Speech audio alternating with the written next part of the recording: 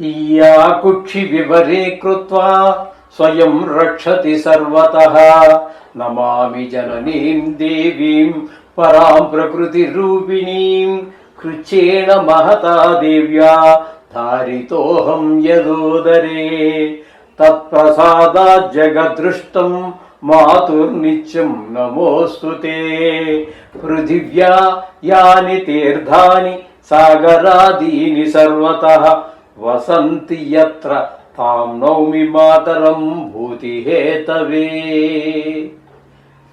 మాతృదేవో భవ పితృదేవో భవ. పిండ ప్రదానం అవసరం ఎందుకు, ఏమిటి?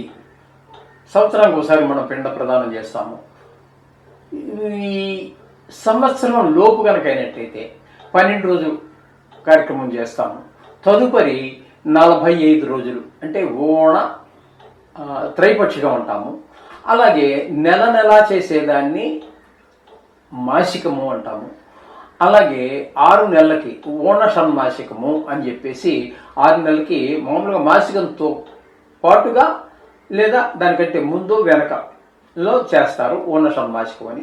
ఇక సంవత్సరికం అనేది పెద్దల్లో కలపటమని ఇవన్నీ ఉంటాయి. అవన్నీ ఇవి పిండ ప్రదానం ఎందుకు అనేటటువంటి ఒక ధర్మ సందేహాన్ని వినిపించారు కొంతమంది. కాబట్టి చెప్పడం జరుగుతున్నది. ఈ చనిపోయినటువంటి ఆత్మ ఎక్కడికి చేరాలో అంటే మొట్టమొదట నరకానికి చేరవలసిందే. సాక్షాత్తు మరీ పుణ్యాత్ముడైతే విష్ణు భక్తులు వచ్చి వాళ్ళ పల్లకి ఎక్కించుకుని ఆయన్ని తీసుకెళ్ళిపోతూ ఉంటారు. అది శివభక్తులైతే శివ భక్తులు శివభక్తులై నుండి అంత పుణ్యాలు చేస్తే వాళ్ళు తీసుకెళ్ళిపోతారు. ఇక్కడ విష్ణు దూతలు అక్కడ శివదూతలు తీసుకెళ్ళిపోతారు. ఈ మధ్యస్థంగా ఉండేవాళ్లే కోటికి ఇంచుమించుగా ఒకడు అలా ఉంటారేమో, మిగతా వాళ్ళందరూ సామాన్యులే. వీళ్ళందరూ వెళ్ళవలసినటువంటిది మొట్టమొదట చిత్రగుప్తుడి దగ్గరికి అంటే నరకం దగ్గరికి వెళ్ళవలసిందే. కాబట్టి ఈ ప్రయాణంలో వాళ్ళకి కలిగేటటువంటి ఆహార దాహ ఇటువంటి బాధల నుంచి ఈ సంవత్సరం వరకు వీళ్ళకి ఈ బాధలు ఉండనే ఉంటాయి. ఆ సంవత్సరం తర్వాత ఉండేటువంటి బాధలు వేరుగా ఉంటాయి. కాబట్టి వాటిని నివారించడం కోసం, వాళ్ళకి ఆ బాధల నుంచి వాళ్ళు విముక్తి పొందడం కోసం ఈ తర్పణము, మాసికము, ఓణషణ్మాసికము అంటే ఇది 3 రకాలుగా ప్రయాణం ఉంటుందండి. ఇక్కడ ఈ 3 రకాలుగా ప్రయాణం ఏ విధంగా ఉంటుంది అన్నట్టయితే మనకి ఒక నెల రోజులు మనం మాసికం పెడతాం కదా. ఆ మాసికం అనేటటువంటిది మనకి ఒక నెల, కానీ వాళ్ళకి అది ఒక రోజు. అర్థమైంది కదండి. అలాగే తర్వాత సంవత్సరం పొడుక్కి ఈ మాసికం పెడుతూనే ఉండాలి, ఒక రోజు తప్పున. అంటే వాళ్ళకి ఎంత 12 రోజులు, ఈ 12 రోజుల ప్రయాణం అంటాం కదా. ఈ 12 రోజుల ప్రయాణం సులువుగా సాగడానికి ఆకలి బాధలు పూర్తి వాళ్ళు అటు అందులోకి వెళ్ళనటువంటిది ఇటు మానవ ఇదిలో పద్ధతిలో ఉండేటువంటి విషయం కాదు. కాబట్టి ఇక్కడ వరకు ఆకలి దప్పికలు ఉంటాయి అని ఒక ఆలోచన. కాబట్టి ప్రతిరోజు అన్నం పెట్టినట్టే నువ్వు 12 మాసికాలు పెడితే, తద్దినాలు పెడితే. తర్వాత ఈ తద్దినం అనేటువంటి చూసారా, ఆ 12 నెలలు అయిపోయిన తర్వాత సంవత్సరానికి ఒకసారి మనం పెడుతూ ఉంటాం. దాన్ని తద్దినము అంటాము. అక్కడికి వెళ్ళినప్పటికీ లెక్క మారిపోయింది. ఇక్కడ నెల మనకి ఒక నెల, వాళ్ళకి ఒక రోజు కదా. ఆ సంవత్సరం అయిన తర్వాత పెద్దల్లో కలిసిపోయిన తర్వాత వాళ్ళకి జరిగేది ఏంటి, మనకి ఒక సంవత్సర కాలం, అప్పుడు వాళ్ళకి ఒక రోజు అవుతుంది. ఏమండి, ఈ మధ్యలో మనం ఏదైనా పుణ్యక్షేత్రాలకు వెళ్ళినప్పుడు మనం అప్పుడు పెట్టడం, ఇవన్నీ కూడా అడిషనల్గా వాళ్ళకి మధ్యలో ఒక విందు ఇచ్చినట్టుగా అనుకుందాం. రోజు పెట్టేదే కాకుండా కొంత అడిషనల్గా మనం పెట్టినట్టుగా అనుకుందాం. ఇప్పుడు దానివల్ల వాళ్ళకి మోక్షాన్ని చేరడానికి ఎక్కువ ఉపయోగపడుతూ ఉంటుంది. అక్కడ మీకు పెద్ద పెద్ద ఒక కాశీ, ఒక గయ, ప్రయాగ, అలాగే పిఠాపురంలో ఉన్నటువంటి పాదగయ, ఇట్లాంటి పుణ్యక్షేత్రాలకు వెళ్ళినప్పుడు పెట్టడము, అలాగే ఇటువంటి విశేష పుష్కరాలప్పుడు పెట్టడం అనేది ఒక విశేషంగా వాళ్ళ యందు మనకు గల కృతజ్ఞతను తెలియపరచుకోవటము. అట్లాగే వాళ్ళకి ఈ ఆ కాలంలో చేయటం వల్ల, పుష్కరాల కాలం ఇట్లాంటి కాలంలో చేయటం వల్ల చాలా వాళ్ళకి వీళ్ళలో మనం చూపించినటువంటి కృతజ్ఞతకి వాళ్ళు మన వంశాభివృద్ధికి వాళ్ళు ఆశీర్వచనం చేస్తూ ఉంటారు. ఈ విధంగా అక్కడ ఉంటుంది. ఆ తర్వాత వాళ్ళకి కృతజ్ఞత వ్యక్తపరచుకోవడం అనమాట అండి. ఈ విధంగా చేయాలి. అలాగే మనిషి పుట్టకతోటి 3 రకాలైనటువంటి రుణాలతో పుడుతూ ఉంటాడు.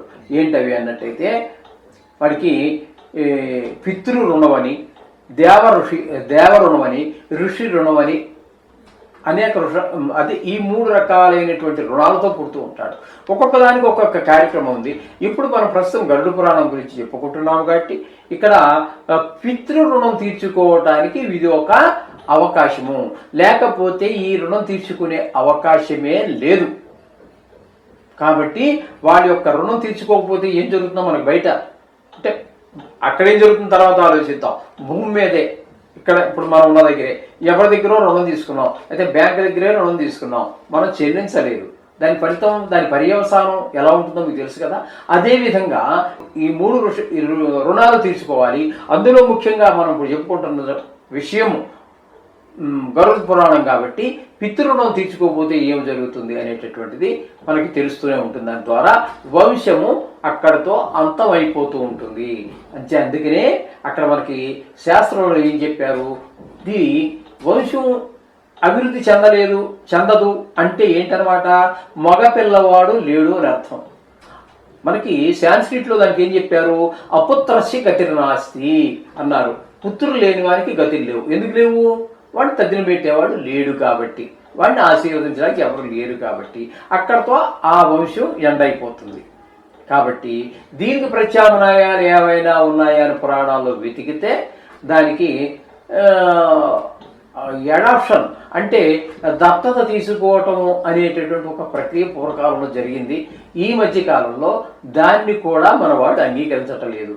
ఎవరికో పుట్టినటువంటి పిల్లవాడిని నేను పెంచాలా, ఒకవేళ వాడికి ఈ విషయం తెలిసిన తర్వాత వాడికి తల్లిదండ్రుల మీద అంత గౌరవం ఉంటుందా, అనేక రకాలైనటువంటి ప్రశ్నలు ఇవన్నీ రావడం ద్వారా ఇప్పుడు ఏం చేస్తున్నారంటే లేటెస్ట్ అప్పుడు మనకి కుంభ సంభవుడు అని చెప్పేసి కొంత ఎలాగైతే జరిగాయో, అలాగే ధృతరాష్ట్రుల జన్మం ఎలా అయితే జరిగిందో అలాగే ఆ గర్భపిండాన్ని ఆ అండాలను కలిపి దాన్ని ఒక సర్టెన్ అంటే ఒక నిర్ణీత ఉష్ణోగ్రత దగ్గర నిల్వ చేసి అది ఒక పిండంగా మారిన తర్వాత, ఒక జీవంగా మారిన తర్వాత దాన్ని స్త్రీ యొక్క ఉదరంలో, అది ఆ స్త్రీ 40 ఏళ్ళ కావచ్చు, లేకపోతే ఇంకా ఒక 80 ఏళ్ళు ముసిలాడు కూడా కావచ్చు, ఆ గర్భంలోకి వెళ్ళినప్పటికీ ఆ ఉష్ణోగ్రత ఉంటుంది. కాబట్టి అటువంటి స్త్రీల యొక్క గర్భంలో ప్రవేశపెట్టి అక్కడ పెద్ద అయిన తర్వాత ఆ 80 ఏళ్ల ముసలావిడికి ఇది మనం సాధించినటువంటి సైన్స్ సాధించినటువంటి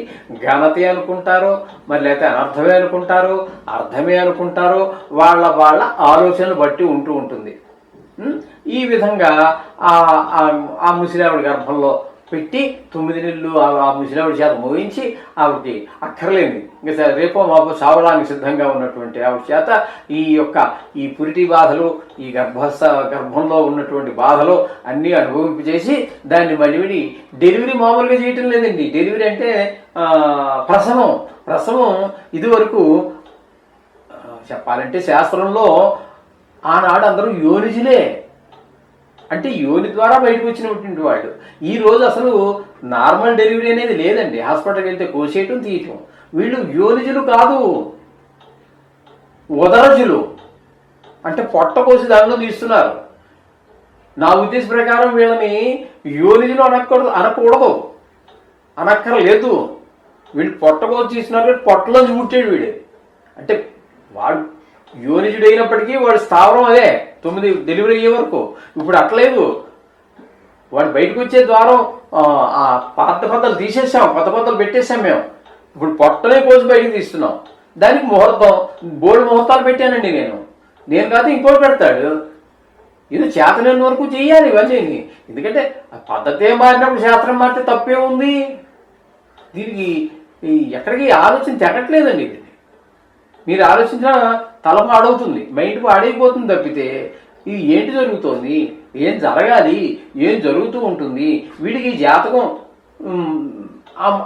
మరి దానికి ఒక ముహూర్తం, మళ్ళీ ఆ ముహూర్తంలో చేయడం వల్ల వాడికి మంచి ఏకాదశి స్థానంలో ఎక్కువగా ఈ 4 గ్రహాలు ఎక్కడైతే మనకి గోచారం జాతకం అంటే అంతే కదండి. జాతకం అంటే ఎక్కడి నుంచో రాదు సెపరేట్గా. ఆ పిల్లవాడు పుట్టిన రోజున ఉన్నటువంటి గోచారమే జాతకము. అయితే సమయాన్ని 2 గంటలకు ఒకసారి లగ్నాంత కాలాలు మారతాయి కాబట్టి దాన్ని ఈ 4 గ్రహాలు ఏకాదశి స్థానంలోకి వచ్చే విధంగా దాన్ని మనం మార్చుకోవాలి. దానికి అనుగుణంగా మనం లగ్నాన్ని పెట్టి, అది అర్ధరాత్రి అయితే సరే, అర్ధరాత్రి పర్లేదు, ఇంకో 2-3 లక్షలు ఎగస్ట్రా ఇద్దాం డాక్టర్కి. ఆ టైంకి వచ్చి ఆపరేషన్ చేయమంటే పాపం చేస్తుందండి. డబ్బు అంటే మరి ఆశే కదండి అందరికీ. ఆవిడ అర్ధరాత్రి వచ్చి ముహూర్తం పెడితే ఆ 4 గ్రహాలు ఎక్కువగా ఇంచుమించుగా 4 గ్రహాలు 5 గ్రహాలు జరుగుతూ ఉంటాయి ఎక్కడ గోచారం. ఆ 4 గ్రహాలు జాతక చక్రంలో ఒక దగ్గర ఉండిపోయి ఏకాదశి స్థానంలో ఉండేటట్టుగా మనం లగ్నం చూసి దానికి ముహూర్తం పెడితే ఆ టైంకి ఆవిడకి ఒక 4-5 లక్షలు ఇచ్చేస్తే, ఎంత పెద్ద ఎక్కువేం కాదులేండి. 4-5 లక్షలు ఇస్తే మామూలుగా ఇచ్చేది కాకుండా మళ్ళీ ఇది అందులో కలపడానికి లేదండి. ఫీజే దీన్ని నీ చెప్పిన టైంకి చేసినందుకుగా 4-5 లక్షలు ఇచ్చేస్తే, నువ్వు చెప్పిన టైంకి అర్ధరాత్రి అయినా పర్వాలేదు, తెల్లవారైనా పర్వాలేదు, ఏ టైం అయినా సరే దానికి సంబంధం లేదు. నువ్వు పెట్టిన ముహూర్తానికి 4-5 లక్షలు ఇస్తే వచ్చి ఆవిడ చక్కగా చేస్తుంది. ఆ పిల్లవాడు దేదీప్యమానంగా వెలిగిపోతాడని మనం ఆశిస్తున్నాం. మరి వెలిగేవాడు వెలుగుతున్నాడు. వాడికంటూ ఇది మనం మన ఆలోచన.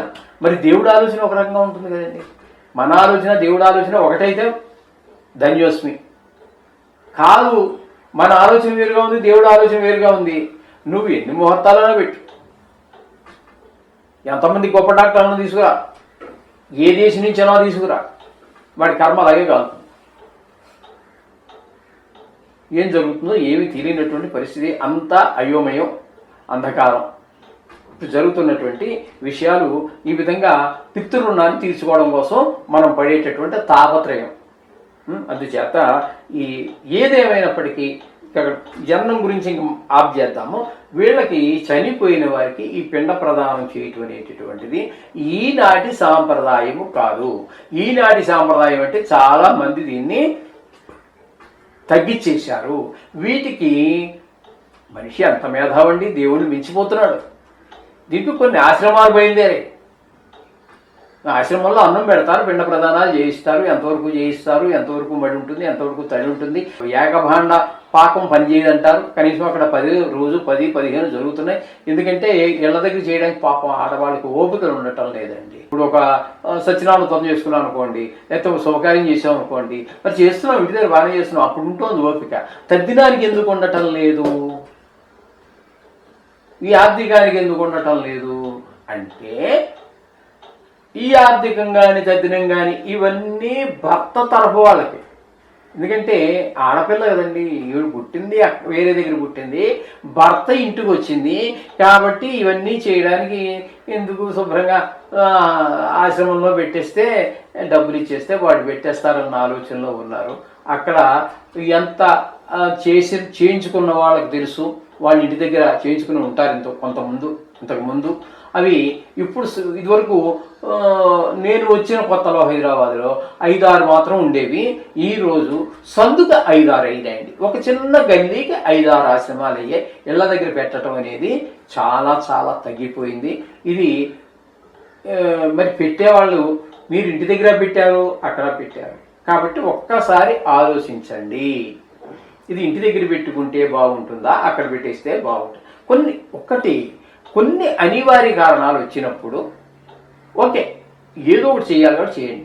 లేదంటారా, కొంతమంది స్వయం పాకం ఇచ్చేసుకుంటున్నారు. సంకల్పం చెప్పేసి ఆవిడ ఆర్థికం రోజున బ్రాహ్మణ భోజన ప్రత్యామ్నాయం అని చెప్పేసి ఇంకంతకంటే చేయలేని పరిస్థితి కాబట్టి వాళ్ళు కొంతమంది 3 బ్రాహ్మణులకు కూడా అన్ని సామాన్లు ఇస్తూ 500-1000 ఇచ్చి బట్టలు పెట్టి అన్నీ చేస్తున్నారు.